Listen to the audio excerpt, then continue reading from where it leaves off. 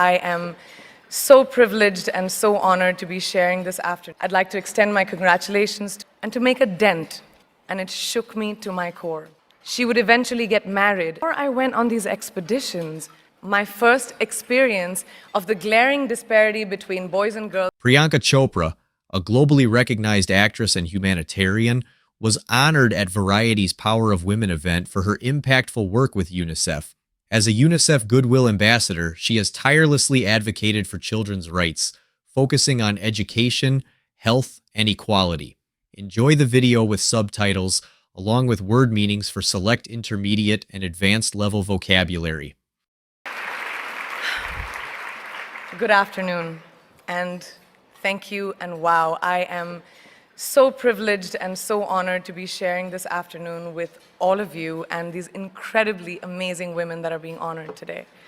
I'd like to extend my congratulations to each one of you, Octavia, Michelle, Kelly, Patty, and all 50 women that have been included in the Impact Report.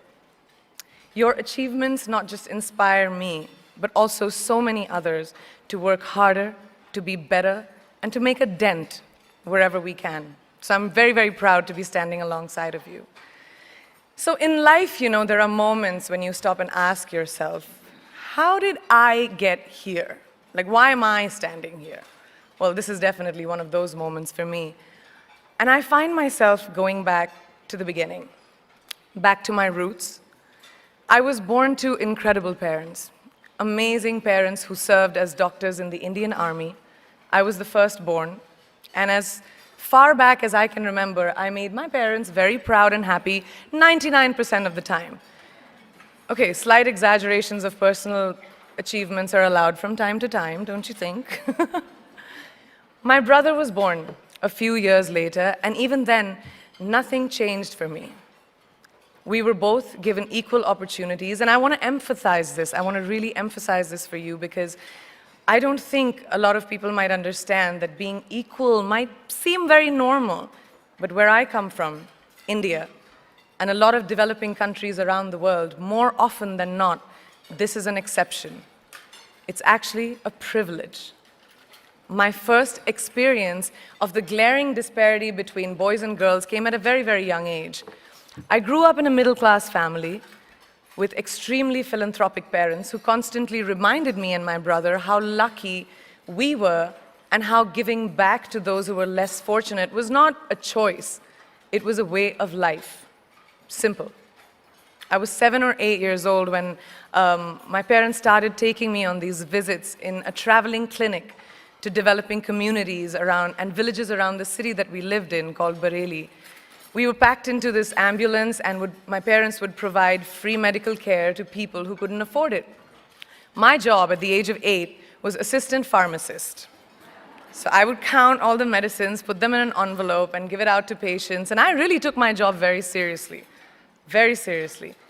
But the more I went on these expeditions, the more I began to notice the simplest things that distinguished a boy from a girl, or a man from a woman. For example, girls were pulled out of school when they hit puberty because they were considered ready for marriage and babies. That's 12 and 13, while boys still enjoyed their childhood. Or basic human rights, such as healthcare, were denied just because they were women. Let's call this whole experience trigger number 1 for me. Fast forward a few years and many, many triggers in between.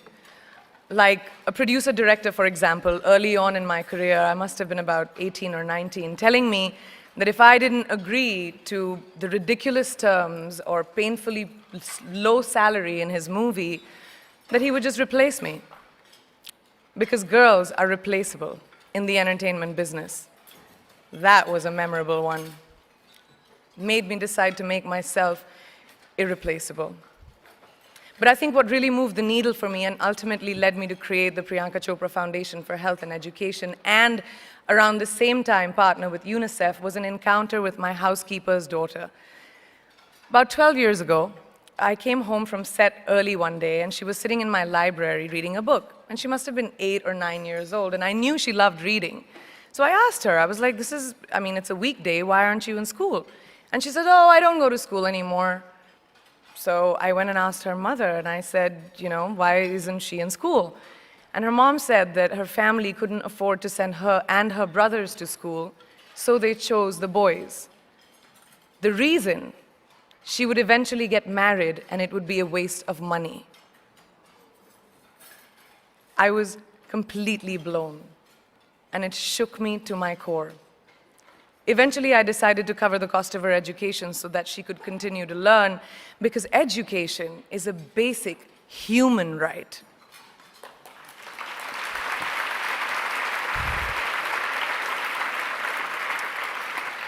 And a huge necessity, especially today. From that point on, I was determined to make a difference in as many children's lives as I could, in whatever big or small way that I could contribute. There's a really, really beautiful quote that I read recently, and I think it's absolutely appropriate to explain what I'm trying to say today.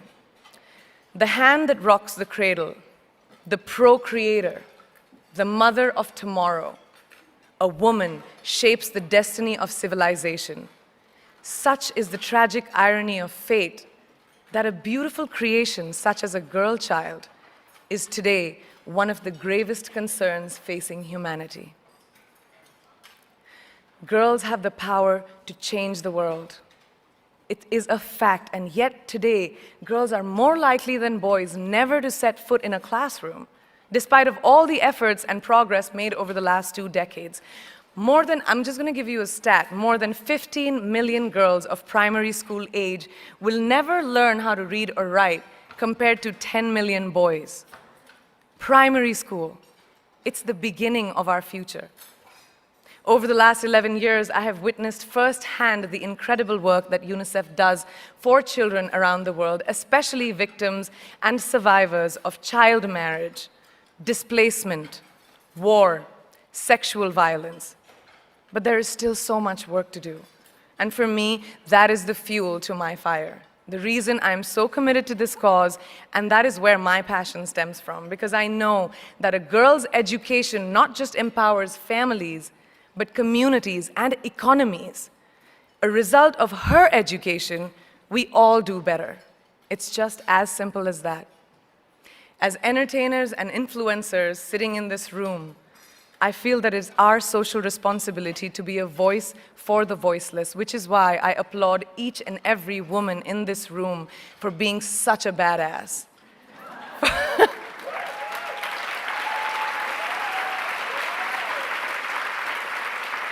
For using your platform and your voice to contribute to change, and for ensuring that there is not even one lost generation as long as we are alive. I'd like to thank Variety and all of you for encouraging me and all of us in this room to keep going and fighting on. Thank you so much.